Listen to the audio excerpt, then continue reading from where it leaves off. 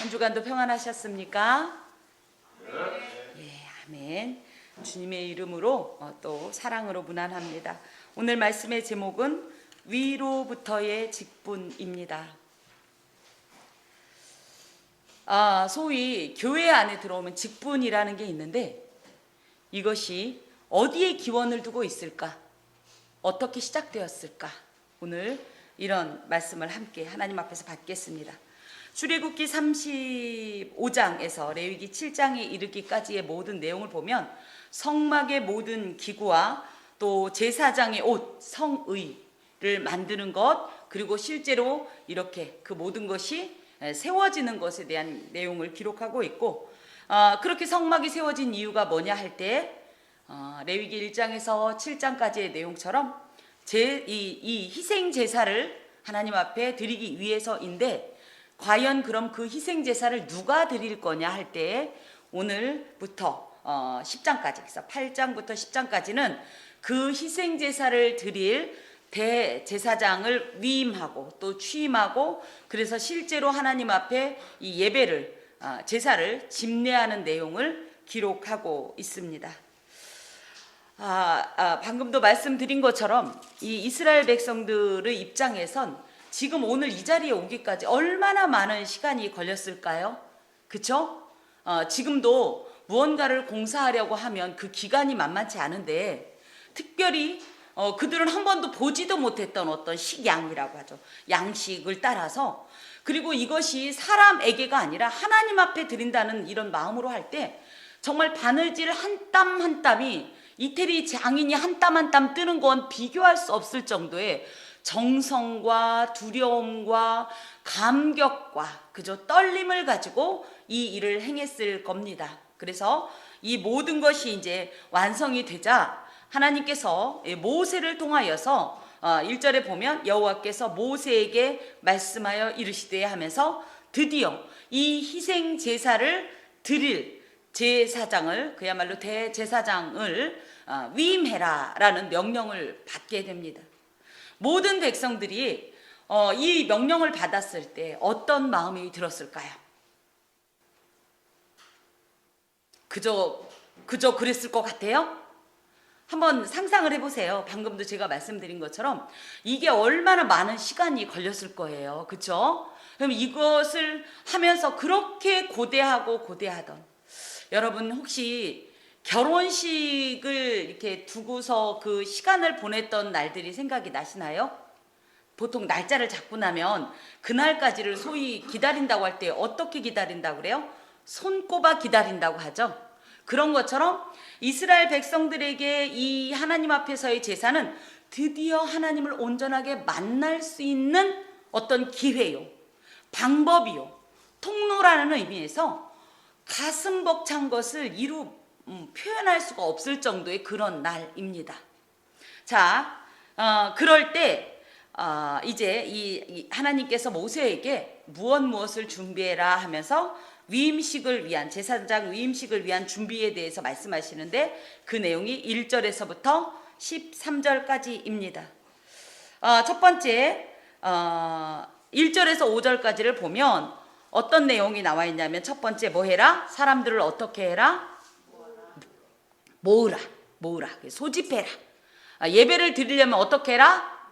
모여라. 이것은 목사가 부르는 게 아니라 누가 부르는 거다? 하나님의 명령이다. 모여라. 모으라. 그리고 또 예배를 드릴 때 여러분이 이 자리에 모이기도 하지만 소위 말하는 예배의 부름이 뭐냐 하면, 우리 예배 딱 시작하자마자 다 서서 제가 기원문을 낭독하지 않습니까? 그 바로 전에 뭐 하냐면 이렇게 하나님 앞에 마음과 뜻과 정성을 다해 예배하겠습니다. 이것이 뭐냐면 예배의 부름, 모여라 라는 뜻입니다. 자, 하나님께서 이제 모세를 통하여서 사람들을 모으라 하고 소집을 했는데 누구누구를 불렀다? 2절에 보니까 아론, 그 다음에 그의 아들들, 그리고 3절에 보니까 온 회중들. 자, 여기에서 조금 오해가 있을 수 있는 게, 온 회중이면 이 이스라엘의 전체를 말하는 거냐, 사실 그건 아닙니다. 이스라엘의 전체가요, 약 1년 전에 출애굽할 당시도 최소 240만이라고 그랬어요. 그러면 1년간 반드시, 그죠? 증가했을 거란 말이죠. 이 어마어마한 이 사람이 이 회막 안 커요. 이 성소가 안 크다고요. 이 성막이.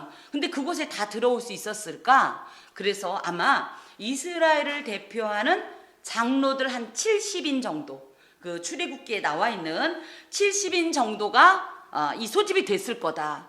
그럼 아까도 말씀드린 것처럼 70인들의 장로들이 갔으니까 그들만의 리그로 지금 이 위임식이 이 진행이 될까 할 때 저는 이렇게 생각합니다. 그들은 자신들을 대표해서 갔지만 이스라엘의 온 회중도 각각의 장막에서 정말 그 하나님을 이 소망하는 마음으로, 기원하는 마음으로라도, 몸은 비록 떨어져 있지만 마음으로라도 이 제사를 사모하고 이 제사가, 이 위임식이 제대로 진행되기를 간절히 바라고 있지 않았을까, 이런 생각을 해 봅니다. 이들이 다 어디에 모였냐면 회막 문 앞에 모였습니다. 이 중에 실제로 회막이라고 해서 성소에 들어갈 수 있는 사람들은 제사장밖에 없고, 그 성소 중에서도 약 3분의 1 정도의 이 공간에 해당되는 지성소에는 대제사장만, 그것도 1년에 딱 한 번만 들어갈 수 있었어요. 그렇기 때문에 회막 문 앞에 모이라는 것은 성막 안에 이들이 지금 현재 모여 있는 상태입니다. 그 다음에 뭘 가지고 모여라? 뭘 가지고? 2절에 보니까 그 의복과 관유와 속죄제의 수송아지와 순양 2마리와 무교병 한 광주리를 가지고 모여라. 그래서 수송아지는 속죄제용이고, 순양은 번제, 이 위임식에 필요한 이 번제물로 1마리, 또 화목제물로 1마리 해서 2마리입니다. 그리고 이제 무교병 한 광주리는 소제와 함께 드려졌기 때문에 이렇게 필요하다 가지고 모여라 하면서 4절과 이제 5절에 보면 모세가 하나님께서 이렇게 말씀하신 것을 사람들에게 얘기하자 회중들이 그렇게 순종을 했고, 그래서 모세가 5절에 보면 회중에게 이것이 내가 모이라고 한 것이 아니라 누가 모이라고 한 것이다? 여호와께서 행하라고 명령하신 것이다 라면서 쭉 이제 설명을 하는 내용이 기록되어 있습니다. 그리고 나서 이제 6절부터 13절까지는 본격적으로 이 위임식 제사를 드리기 위해서 제사장을 구별하는 의식이 기록되어 있습니다. 그 중에 6절에서 9절까지는 뭐냐면 성의, 여기에 보면 2절에 의복과 할 때 이 의복이 뭐예요? 제사장만 입을 수 있는 거룩한 옷, 뭐 거룩하대서 옷 자체가 거룩한 것은 아니지만 구별의 의미를 갖고 있습니다. 거룩이란 말은, 그래서 카도시란 말엔 여러 가지가 있는데 그 중에 하나가 구별, 분리의 뜻이 있는데 이 온 회중과는 구별되는, 그래서 이들은 특별히 하나님의 일에 전무해야 하는 어떤 그런 직분자라는 것을 의미해요. 그래서 이제 이 성의를 입게 되는데, 그 전에 보니까 6절에 그 바로 전에 뭐를 하냐면 모세가 물로 씻기는 일을 합니다. 뭐든지 물로 씻는다는 것은 뭐예요? 더러운 것을 그저 깨끗하게 한다. 그래서 죄로부터 이제 깨끗하게 하는 건데요. 물로 사실 우리 그러죠. 물 가지고 날 씻든지 불 가지고 날 태우든지 해도 우리의 죄는 그대로 있지만, 그죠?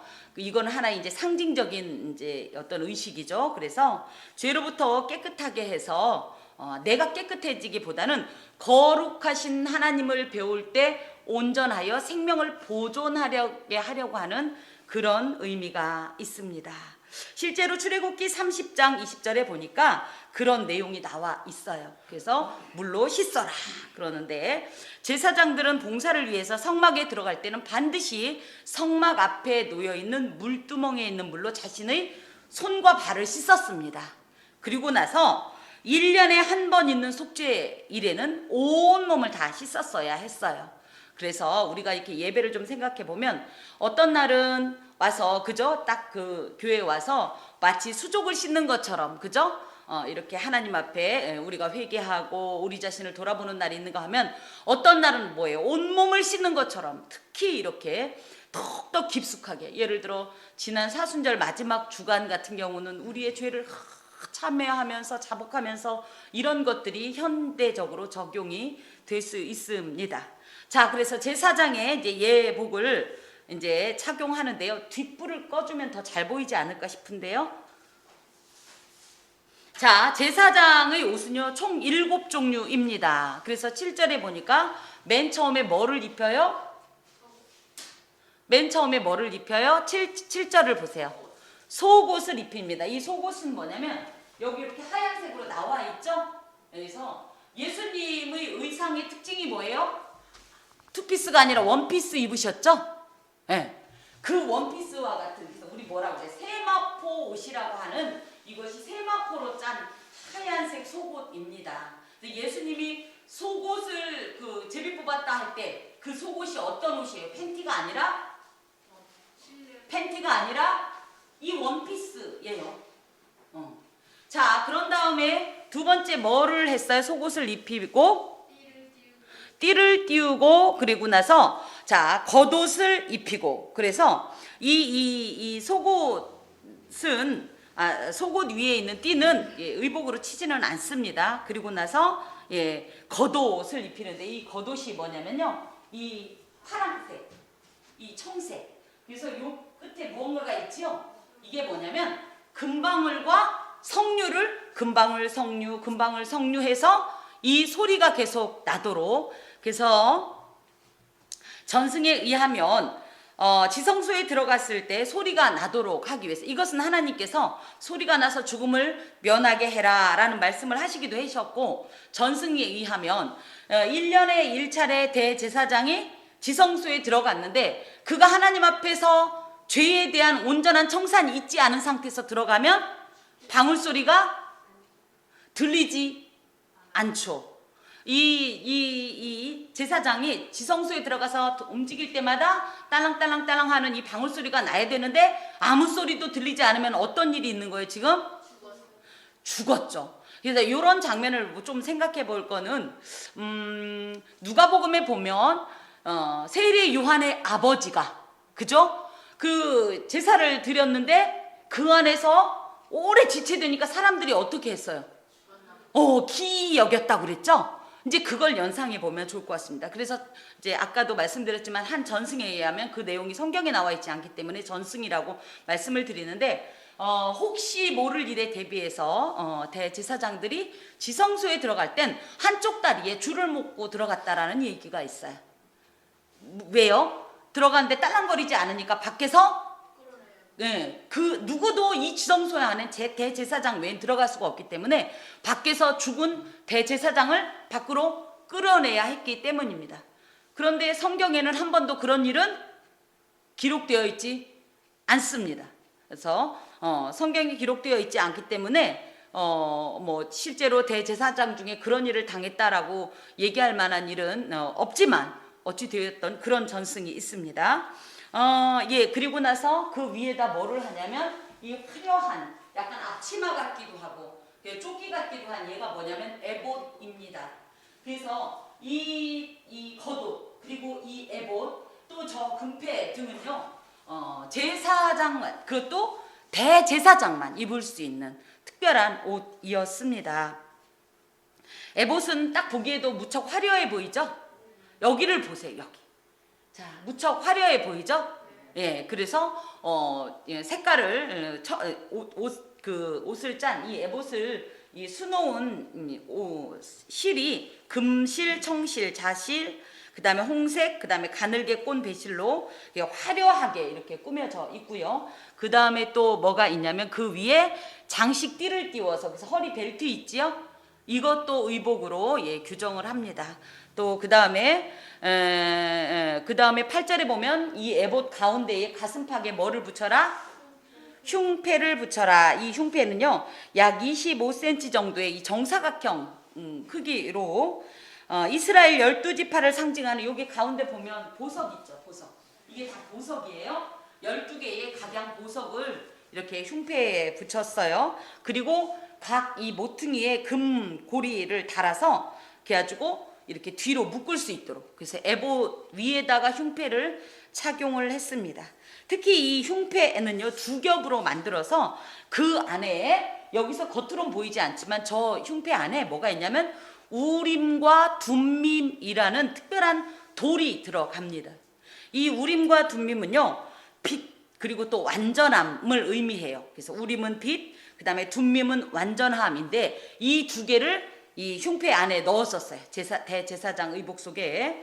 이 우림과 둠밈은 정확하게 그 모양이 알려져 있지는 않지만 대제사장의 판결 흉패에 보관되어 있다가 하나님의 뜻을 물어야 할 때, 하나님 이겁니까? 예를 들어 우리 이제 특히 여호수아 등에 보면 뭐냐면, 하나님 우리가 전쟁을 할까요? 누가 먼저 나갈까요?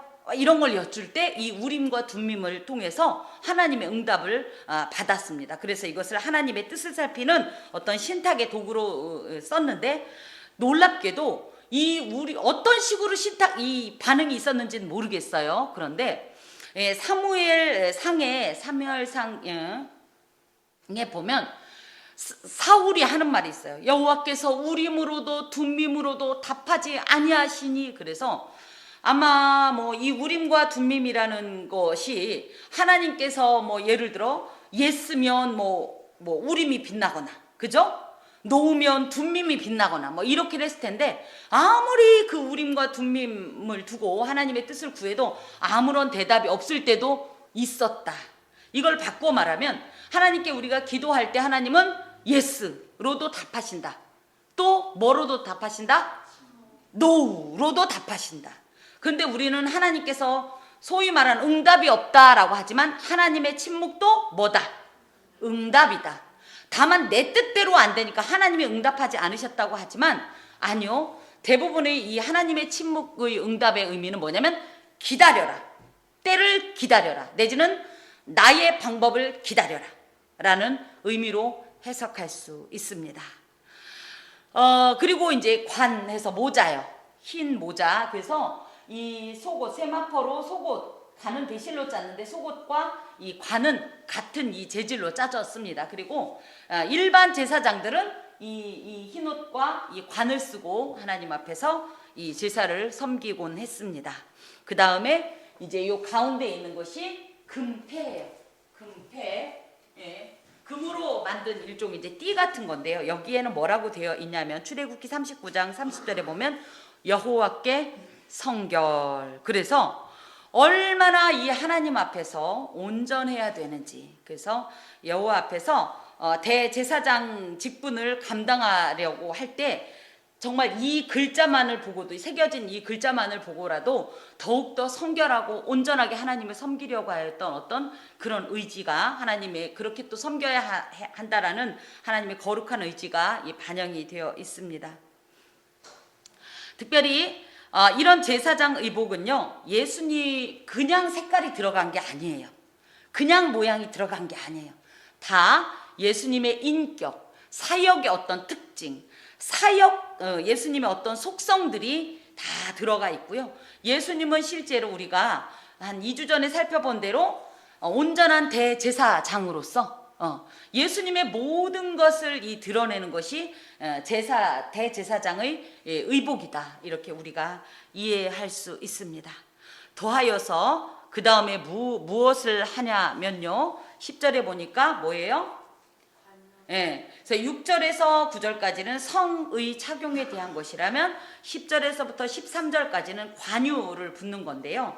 관유가 뭐냐면 출애굽기 30장 30장에 보면 이 관유를 만드는 방법이 있어요. 그래서 이것은 제의적인 어떤 목적으로 만들어졌기 때문에 냄새 맡으니까 너무 좋네 하고 나도 저 방법을 알아내가지고 만들어서 나도 좀 향수를 칙칙해야지 내지는 뿌려야지 하면 된다, 안 된다?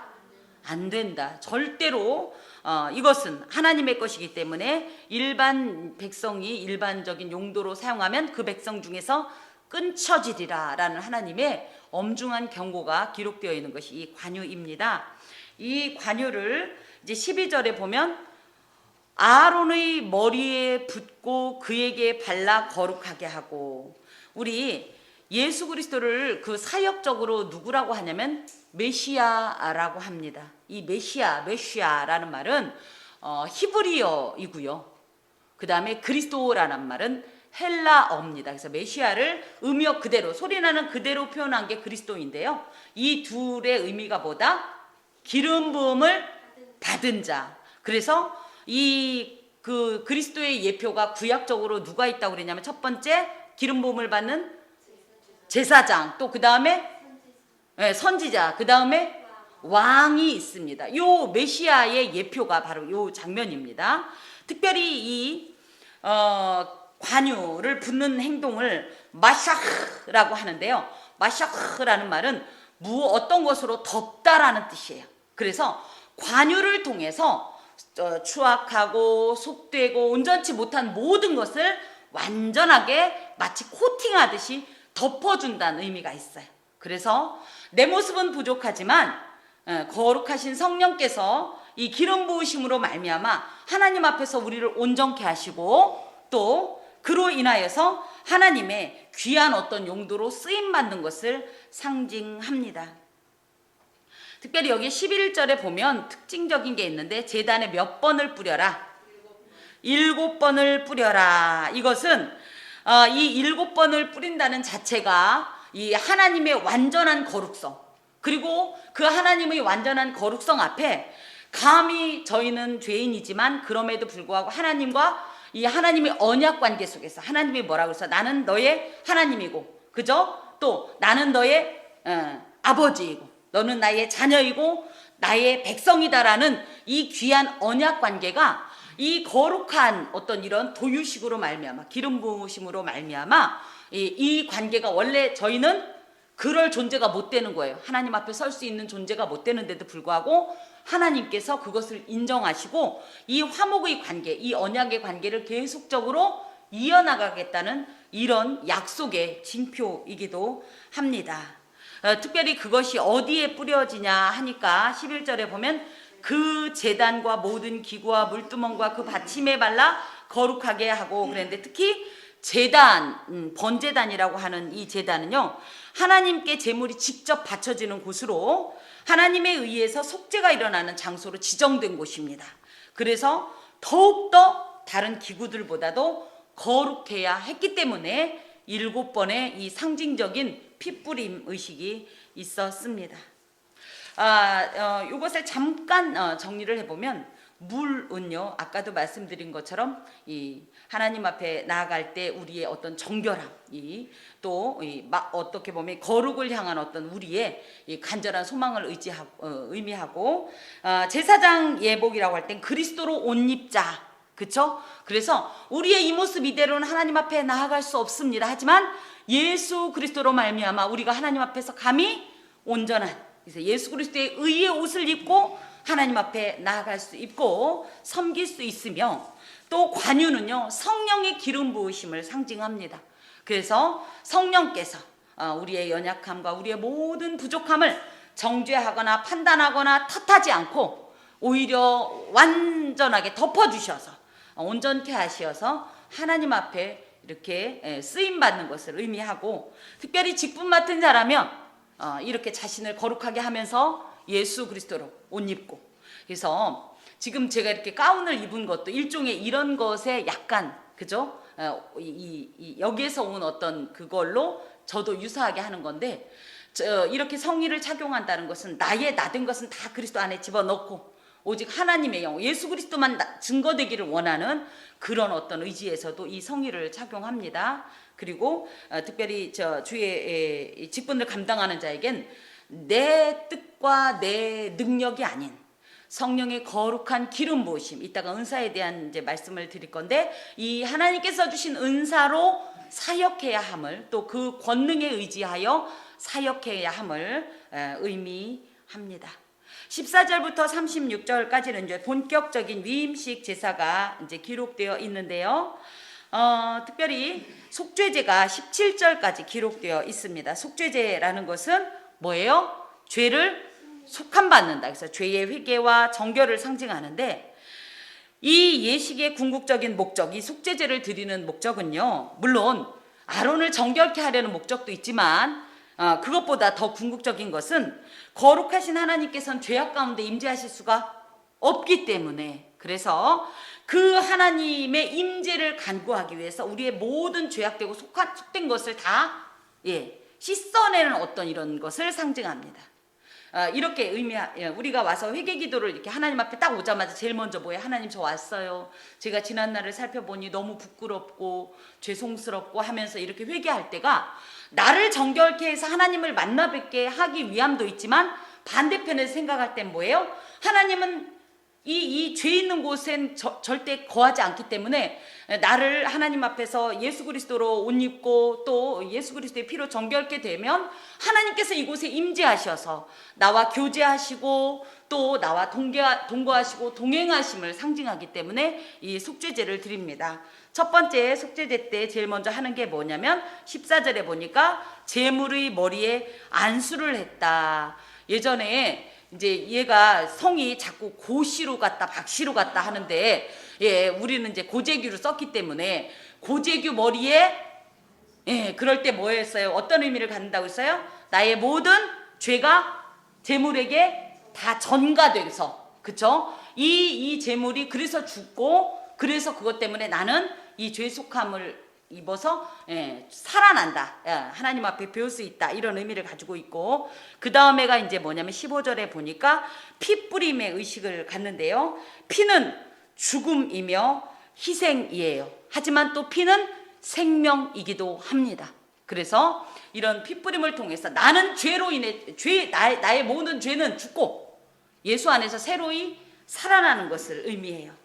또 이렇게 피를 뿌림으로 말미암아 제단은 더욱더 깨끗함을 받고 거룩함을 입게 된다라고 이렇게 하나님께서 말씀하십니다. 그 다음에 뭘 하냐면 모두 다 제물을 불사르고, 그래서 불은요 이제 특별히 구분이 돼요. 어떻게 되냐면 16절에 보니까 내장에 덮인 모든 기름과 간꺼풀과 두 콩팥과 그 기름은 가져다가 모세가 제단 위에서 불사르고, 불을 살라도 약간 구분이 돼요.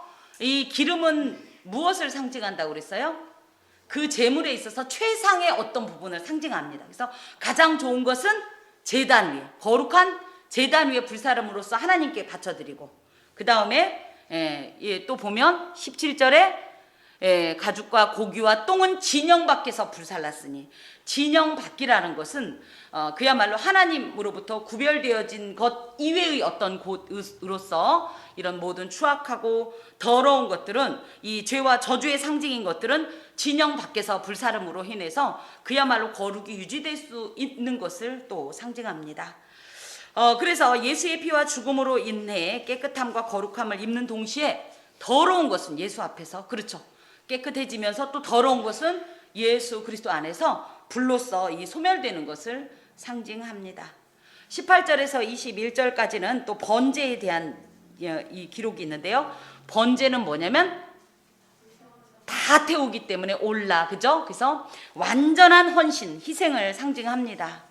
특별히 제사장으로서, 특히 이제 이 직분자 중에서도 특히 제사장은요, 하나님 앞에서 자신의 모든 것을 다 올려드리는 어떤 이런 자세가 필요한데요. 그것을 위해서 이제 또 똑같이 제물에 안수하고 피를 뿌리고 또 불사르는 이런 예식이 진행이 됩니다. 22절부터 29절까지는요, 소제를 겸한 화목제로서 이것이 이제 위임제다라고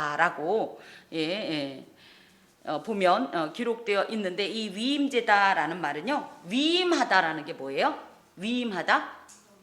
모든 것을 다 넘겨준다. 그래서 어떤 일이 완성되었다라는 뜻과 함께 이 넘겨줬다라고 할 때는 하나님의 모든 전권을 내가 넘겨받아서 마음대로 한다라는 뜻이 아니라 거꾸로 나의 모든 것을 하나님 앞에 바치는, 그래서 하나님의 사람으로 일하는 것을 의미해요.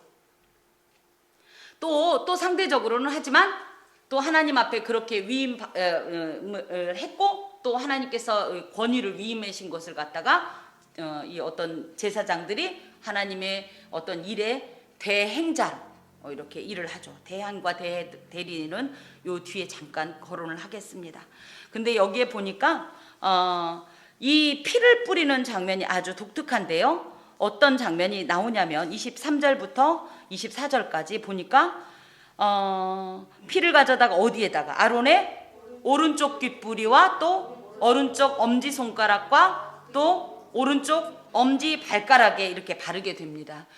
이건 무슨 뜻이냐면 비록 일부분이지만 이 전체에다 다 피도배를 하지 않고 이렇게 일부분만 하면서 오히려 일부이지만 전체를 의미하는 것이고요. 특별히 오른쪽 귓뿌리에 바르는 것은 귀는 뭐 하죠? 어떤 기능이 있어요? 예, 잘 들어야 돼요. 그래서 하나님의 말씀을 잘 듣고 순종하겠다라는 서약이고요. 또 그 다음에 오른손 엄지 손가락으로는 주로 뭘 하죠? 예, 어떤 일을 행하죠. 그래서 성경적으로 오른쪽은 완전하다, 의롭다, 하나님 편에서의 어떤 것을 많이 상징하는데, 그렇기 때문에 온전한 일을 한다, 올바른 일을 한다, 하나님의 편에서 하나님의 일을 온전하게 하겠다라는 서원입니다. 그리고 그렇게 하라는 명령입니다. 또 오른쪽 엄지발가락은 뭐예요? 발가락은 뭘 하죠? 실제적으로 손으로 행하는 일과 발로 행하는 일이 또 다르죠. 그래서 하나님의 명령과 법령 속에서 행하면서 어떤 변명도 없이 오직 하나님의 뜻을 향하여, 하나님을 향하여 서 있겠습니다. 그리고 그 길로 걷겠습니다 라는 어떤 이런 서원이자 명령입니다. 그런 다음에 27절과 이제 28절에 이렇게 쭉 29절까지 보면 요제로 드려졌다 하는데, 요제는 뭐냐 하면 하나님 앞에서 흔들어서 드리는 거예요.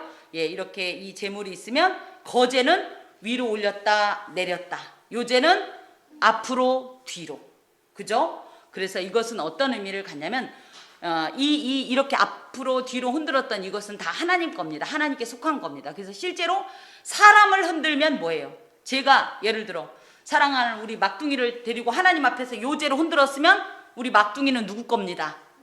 예, 이런 뜻입니다. 그리고 특별히 요제에 드렸던 이런 제물들은요, 제사장의 소득이기도 합니다. 그래서 제사장이 제사만 드리는 것이 이 주된 어떤 하나님 앞에서의 임무인데, 이것을 하고 먹을 게 없으면 안 되잖아요. 그렇다고 회중들에게 가서 이렇게 구제헌금을 요청하기도 어렵잖아요. 그럴 때 하나님 앞에서 이렇게 소득이 또 주어집니다. 그 다음에 이제 불로써 이제 다 이렇게 소멸하는 이제 내용이 기록되고요. 30절에서 36절까지는 위임식의 마무리인데요. 위임식 관유를 바르고 핏뿌림 의식, 그 다음에 중요한 게 뭐냐면 식사에 대한 규례가 나옵니다. 아까도 말씀드린 것처럼 제사장의 옷과 기름에 피를 뿌리는 것은요, 이 제사장을 거룩하게 구별하는 건데요.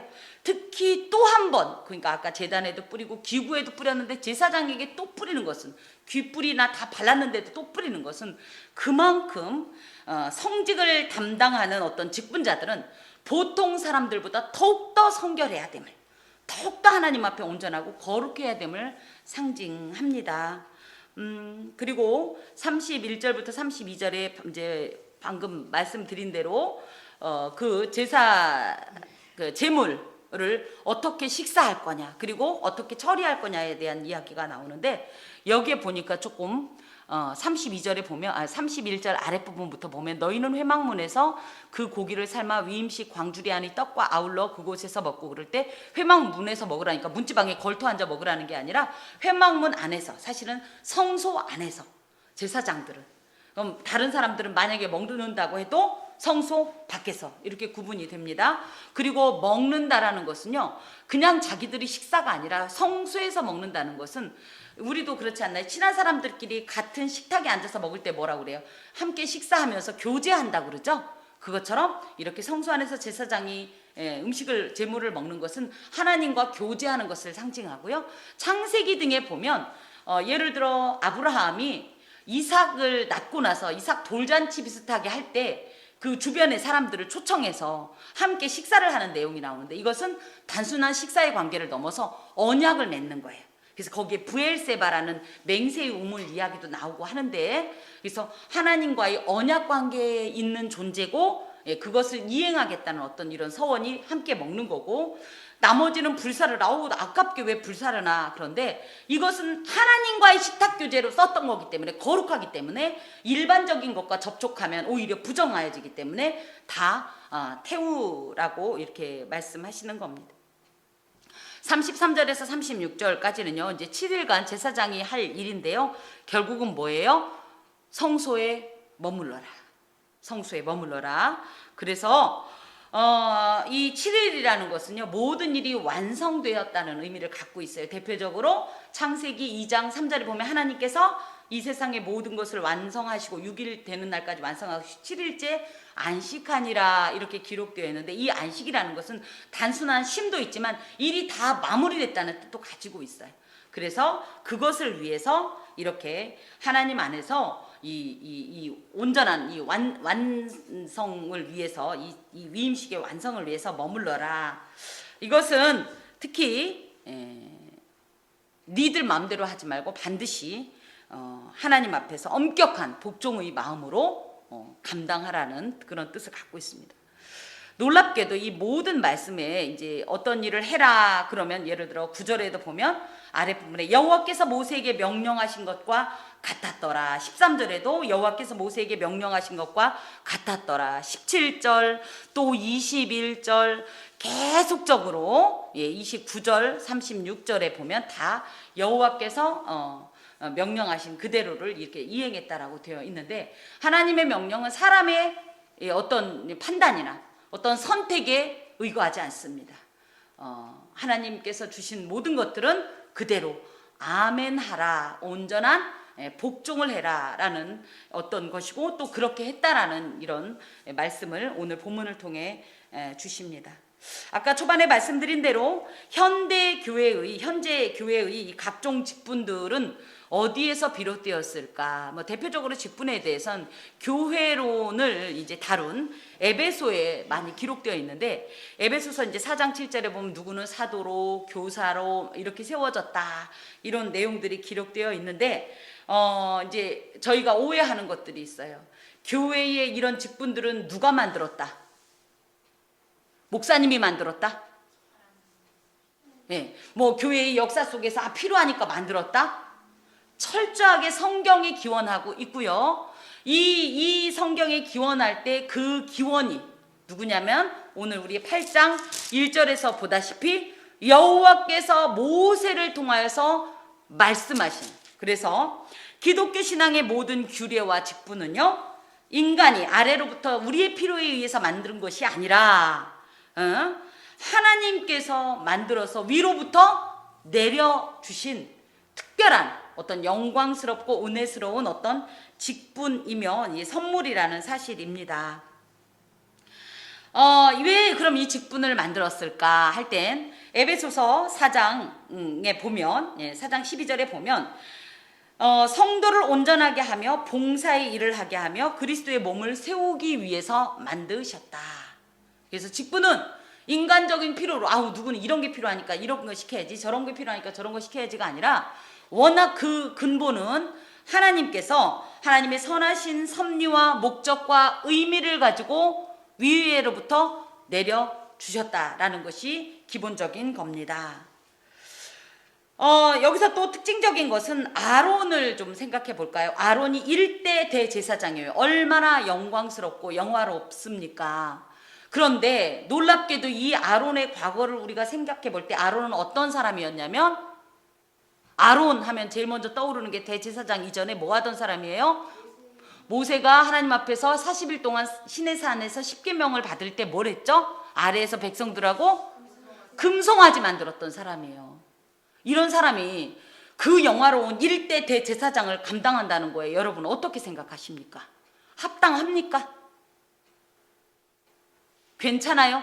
예를 들어 이걸 바꿔 얘기하면요, 제가 여러분 앞에 굉장히 이제 영광스러운 척하고 이렇게 서 있는데, 저의 과거가 아주 입에 담을 수 없을 정도로 추악합니다. 그렇다면 여러분은 제가 이곳에서 이렇게 거룩한 어떤 직분을 감당하는 거에 이의 없을 것 같아요? 그죠? 저건 아니지 이럴 것 같지 않으세요? 다 은혜로서 받으실 수 있으세요? 한 자매만 저와 뜻을 같이 하고 있어요. 저는 굉장히 불만이 많을 것 같아요. 하나님 못 본 거 아니야? 모르는 거 아니야? 놀랍게도 그럼에도 불구하고 하나님께서는요, 이런 모든 조건에 근거하지 않는 것이, 인간들은 어때요? 당장 이 목회자를 이 교회 청빙할 때도요, 뭐 우리끼리의 이야기긴 합니다만은 뭐 어떤 학교 나왔냐, 또 뭐 여기에 띠는 몇 개 두느냐, 학사냐, 석사냐, 박사냐, 뭐 이런 거 다 따지면서 심지어 외양도 봅니다. 뭐 그 집안이 어떠냐 이런 거 다 봅니다. 그런데 하나님 안에선 직분자를 세울 때 하나님의 기준이 있는 거예요. 인간적인 기준, 인간적인 조건과 무관하게 하나님의 기준이 있는 겁니다. 그래서 이것이 위로부터 내려온 직분이다. 그리고 특별히 아론도 생각하면 양심이 있으면은 뭐라고 해야 돼요? 하나님이 이렇게 세우라고 했을 때 뭐라고 했어야 돼요? 오 주여, 저는 그럴 만한 사람이 못 됩니다. 저는 금송아지 만들었던 정말 죽어도 싼 인간입니다. 뭐 이런 얘기를 했어야 될 거 아니에요. 양심불량하냐. 그런데 왜 그럼 아론이 이렇게 아무 말을 안 했냐, 은근슬쩍 모르는 척하고 눈을 껌뻑껌뻑하고 넘어갔냐. 그것보다는 하나님의 지엄하신 명령에 나는 힘이 부족하지만 주여, 주께서 이렇게 내게 기름 부으시오니 나는 연약하지만 감당하겠습니다 라는 이런 어떤 마음의 이런 어떤 고백이 있다라고 우리가 이해할 수 있습니다. 교회 공동체 안에서의 직분은 마치 인간적인 권위나 힘 자랑거리로 삼는다면 매우 위험합니다. 그런데 현대 교회들은 많이 그렇게 합니다. 그래서 장로님이면 그저 어깨에 견장 딱 붙이고 막 훈장 다닥다닥 있는 것처럼 고개를 뻣뻣이 하고, 그래서 누가 이렇게 성도가 오면 어때요? 임집사 왔어요? 여러분 이런 거 보셨어요? 목소리도 바뀌어요. 목소리도. 그쵸? 저는 저희 교회의 큰 자랑거리가 뭐냐면 하나님 앞에 순전하게 어린아이처럼 섬기는 겁니다. 그런데 이제 뭐 목사님들도 뭐 기도 많이 해서 그럴 수도 있지만 일부러 이렇게 깔아가지고 전능하신 아버지, 하나님이 그런 목소리 좋아하시나 봐. 하나님 취향 독특해요. 그죠? 이런 식으로 자신의 어떤 그런 권위나 완장을 찬 것 같은 이런 오해를 하는 것들이, 왜 이런 오해가 있냐 하면 하나님께서 주신 직분인데 마치 나의 어떤 조건 때문에 내가 돈이 많아서, 내가 높은 자리에 있어서, 내가 뭐해서라고 오해하기 때문에 이런 일이 있는데 절대 위험한 거다. 직분은 왜 세워졌냐? 아까도 말씀드린 것처럼 예수의 몸, 즉 교회, 하나님 나라를 세우기 위해서 하나님께서 제정하신 겁니다. 그 목적을 통해서 또한 하나님과의 온전한 관계를 이루기 위해서 그렇게 하나님께서 주신 것인데, 사람들은 그것도 알지 못하고 어리석고 미련해서 사람들 앞에 교만하고 과시하면서 자신을 자랑하는데, 또 그것을 또 한 번 그 완장을 차고 싶어가지고 교회 안에서, 아시죠? 우리 다 아는 얘기니까 합시다. 뒤로 선거운동하고, 그죠? 아유 저기 박 집사님 우리가 무슨 사이요? 몇 표 좀 몰아줘. 이번에 찬양대에서 힘은 좀 써주면 나 좀 되겠는데 좀 해줘 봐. 된다 안 된다? 저희 교회가 성장하면 이런 일꾼들을 세우게 될 때 절대 이런 거 하면 안 돼요. 아셨죠? 예. 또 어떤 이들은 지나치게 부담을 느끼면서 피합니다. 지난번에도 말씀드렸듯이 나 구역장 시키면 교회 떠날 거예요. 이런 거. 이게 목사가 시키는 게 아니라고요. 누가 주시는 거다? 하나님께서 주시는 거다. 그래서 저는 이 부분에 대해서 너무 자기 자신을 아끼지 말라. 하나님의 어떤 이 소명에 대해서 이렇게 말씀을 드리고 싶습니다. 또 두 번째, 모든 성도들에게는요 각자의 사명이 주어졌습니다. 반드시 모든 인간에게는 각자의 독특한 사명이 있습니다. 그것 때문에 고린도전서 12장, 13장 등엔 은사에 대한 이야기가 나오는 거예요. 우리나라는 특히 은사를 이상하게 씁니다. 은사는 자랑거리가 아닙니다. 방언하니까 뭐 내가 뭐 사람들 앞에 기도 많이 하는 척, 신령한 척하고 일부러 랄랄라 롤롤롤롤 뭐 이런 거 하는데, 이건 정말로 정말 난 놓고 기억자도 모르는 것이, 은사는 왜 주냐? 하나님이 주신 이 직분을 감당하라고, 이 사명을 감당하라고. 그것에 내가 그것을 감당할 능력이 없으니까 하나님께서 그걸 감당할 능력을 주시는 게 은사예요. 그래서 오히려 이 은사를 보고 나는 내 사명을 몰랐는데 내게 이런 은사가 있는데, 그럼 뭐예요? 이게 사명이에요. 그런데 이 은사를 가지고 어떤 은사는 큰 은사, 그래서 신유의 은사를 받은 분들은 어때요? 막 옷도 하얀 드레스 입고, 그죠? 보셨죠?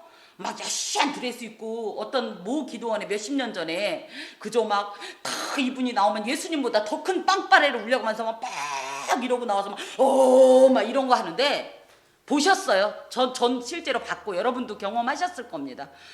정말 어이가 없지요. 예, 절대 하나님 안에선 은사의 크고 작음이 사명의 귀천이 없습니다. 누구처럼 나는 아무것도 할 줄 모르지만 교회 화장실 청소를 하겠습니다라고 예를 들어 작정을 했다면 이것이 그럴듯한 옷을 입고 서서 이렇게 떠드는 저보다 하나님 안에서 하나도 오히려 뒤처지지 않고 더 아름다울 수 있습니다. 특별히 각 지체의 부분을 통해서 온전한 예수 그리스도의 몸을 이루기 위해서 은사를 주셨기 때문에 이 은사를 선용하여서 교회의 덕을 세우고 하나님의 일을 이루는데 요긴하게 사용하셔야 하고요. 절대 남용하지 마십시오. 사람한테 보이기 위해서 함부로 남용하지 마시고 분별하셔야 하고요. 절제도 필요합니다. 특히 이 은사 때문에 또 이제 위험한 것이 사도행전 12장에도 나오는데 헤롯이 어느 날 사람들 앞에서 많이 모아놓고 막 연설을 했는데 그 당시에 이 음양 효과가 어떻게 이렇게 뛰어났냐 하면요, 바닷바람이 이렇게 불어오는 그 곳에 이 어떤 이제 반원형처럼 무언가를 만듭니다. 얘가 소리판이에요. 그러면 소리가 이렇게 바닷바람이 이렇게 불려올 때 사람들이 서 있을 때는 소리가 뒤로 가죠. 그런데 그 반대의 어떤 이런 시기에는요, 이야기를 하면 소리가 멋지게, 맞네, 바다에서 이렇게 불려올 때 이 반사판에서 소리가 팡 튕겨가면 에코 효과가 있으면서 엄청나게 멋진 소리가 나간대요. 제가 방금 착각해서. 그래서 바다 소리가 날 때 헤롯이 이렇게 연설을 했는데 사람들이 들으니까 소리가 너무 멋졌을 뿐만 아니라 아부는 국력이다. 그래서 이 사람들이 헤롯 대왕 너무 멋있다고 그랬어요. 그랬을 때 이 헤롯이 하나님께 영광 돌리지 않고 막 이랬더니 하나님께서 그 헤롯을 충을 보내서요 벌레에 죽었다라고 돼 있어요. 하나님의 영광을 가로채는 행동, 이런 은사나 사명을 통해서 하나님께 영광 돌리지 않고 나의 자랑을 삼는다면 하나님께서 그것을 간과치 않으십니다. 아주 중요한 게 하나 더 있습니다. 이 지금 레위기 특별히 1장부터 이제 10장까지는요 예수님의 대표적인 사역을 보여주고 있는데 1장에서 7장까지는 제사법이죠. 이 제사를 통해서는 뭐가 되냐면 속죄 사역이 됩니다. 예수님은 크게 속죄 사역을 하고요. 또 8장에서부터 10장까지는 이 제사장의 제사를 통해서 하나님과 사람 사이를 화목하게 하는 중보의 사역이 있는데 바로 이 제사장이 그 일을 위해 세워졌고 그렇기 때문에 제사장 또한 예수님의 예표라고 할 수 있습니다. 그러면 우리가 또 오해한다고요. 제사장 그럼 보통 누구를 연상해요? 목사님만 잘하면 우리 교회는 끝나는 거죠? 맞습니까? 예, 물론 잘해야 됩니다. 2번이나 핏부림을 받았는데 잘해야 됩니다. 하지만 놀랍게도 베드로 전서 2장 9절에 보면 우리 모두를 왕같은 제사장이라고 말했고 이 말에 의해서 만인 제사장설이 있습니다. 그래서 우리 모두는 다 누구다? 제사장이기 때문에 예수 그리스도의 모든 사역을 보여줘야 해요. 세상 가운데에서. 그래서 우리는 이 세상을 향해서 더욱더 아까 우리 집사님도 그랬는데 중보하면서 이 세상의 일을 하나님의 관점으로 보고 내 관점, 내 신념, 내 취향이 아니라 내 감정이 아니라 누구의 관점으로? 하나님의 관점으로 보고 기도하셔야 되고요. 또 하나님의 이 예수 그리스도의 귀한 이름을 증거하면서 우리가 속죄를 할 수는 없습니다만은 그래서 그 많은 이들이 속죄의 효력을 입을 수 있도록 이런 사역을 저희가 감당해야 합니다. 마지막으로 직분을 맡은 자에게 가장 중요한 것이 뭐냐면 36절에 있는 그대로 순종입니다. 사무엘상 15장 22절에 보면 순종이 제사보다 낫다. 심지어 듣는 것이, 잘 듣고 행하는 것이 순양의 기름보다 낫다라고 기록되어 있습니다. 그래서 하나님께서 직분을 주실 때 이 직분에 대해서 순종할 마음을 가지시고 또 거기에 고린도전서 4장 2절에 보면 맡은 자에게 구할 것은 충성이니라. 충성되게 감당해야 되는 것이 하나님께서 주신 어떤 이런 직분에 대한 이 성도의 태도입니다. 직분을 맡기신 하나님께서 무엇보다도 감당할 힘도 주시고, 그쵸? 또 능력도 주시고, 그리고 무엇보다도 아유 이렇게 하면 이렇게 해서 나만 손해 보는 거 아니야? 나 너무 너무 나만 하는 거 아니야? 하나님 왜 쟤는 안 시키고 나만 해? 이건 조금 한편으로는 아쉬운 면이 하나님이 이것을 우리 하나님 공짜 절대 꿀꺽 삼키시는 분 아닙니다. 분명히 제가 여러분에게 확실하게 약속을 드리는데 하나님께서는요 맡기신 직분을 감당할 때 그것은 성도로서 응당해야 할 일임에도 불구하고 오히려 그것에 대한 상급을 예비하시고 또 이 세상 가운데서도 복을 내려주십니다. 그래서 어떤 이들은 그 복을 위해서라도 하나님 앞에 나는 절대 이걸 감당하겠다고 또 이렇게 얘기하는 분도 있는데 이건 좀 주객이 전도되긴 했지만 그것 때문에 이걸 할 건 아니지만 그런 소망도 우리에게 있어야 하겠습니다. 하나님 안에서 우리 모두는 직분자입니다. 한국교회가 좀 아쉬운 것이 이 직분이 어디에만 있다? 교회 안에만 있다. 교회 밖에 나가도 저는 교회 안에서만 목사가 아니라 밖에 나가도 누구다? 목사다. 여러분의 앞에서는 이렇게 말하고 밖에 나가서는 입에서 막 천한 소리 내고 사람을 저주하고 이렇게 하면 된다 안 된다? 안 된다. 여러분도 마찬가지야. 나는 집사다. 그럼 여기서만 집사가 아니라 어디 밖에 나가도 아멘? 그렇게 살고 계신 거죠? 나는 예수쟁이다. 나는 여기 안에서만 아니라 밖에 나가서도. 그래서 사람들은 우리를 보고 저게 기독교인이 갖는 어떤 저력이구나, 정체성이나 이렇게 알게 될 텐데 교회에서는 그렇게 거룩할 수가 없는데 밖에 나오면 술과 담배를 하고 온갖 쾌락을 즐기고 세상적인 방법으로 성공과 출세를 지향하고 한다면 우리는 직분을 온전히 감당하는 것이다 아니다. 그래서 하나님께서 오늘 이 말씀을 통하여서 우리가 어느 곳에서든지 하나님의 눈길이 계신 그 모든 곳에선 우리는 하나님께서 주신 직분자로서 살아갈 것을 명하시고 계십니다. 기도하겠습니다. 하나님, 아무 자격도 조건도 주제도 못 되는 우리에게 귀하고 영광스러운 직분을 주셨나이다. 다만 저희는 아무런 능력이 없기에 또 우리 마음을 절제할 수 없기에 이 직분을 온전히 감당하지 못하오니 예수 그리스도의 거룩한 옷을 입혀주시고 귀하신 성령의 권능으로 기름 부음을 허락하시어서 날마다 예수 그리스도의 피로 정결케 하시어서 또 하나님께서 주신 은사를 따라서 주님의 모든 맡기신 직분에 충성을 다하게 하여 주옵소서. 예수 그리스도의 이름으로 기도합니다. 아멘.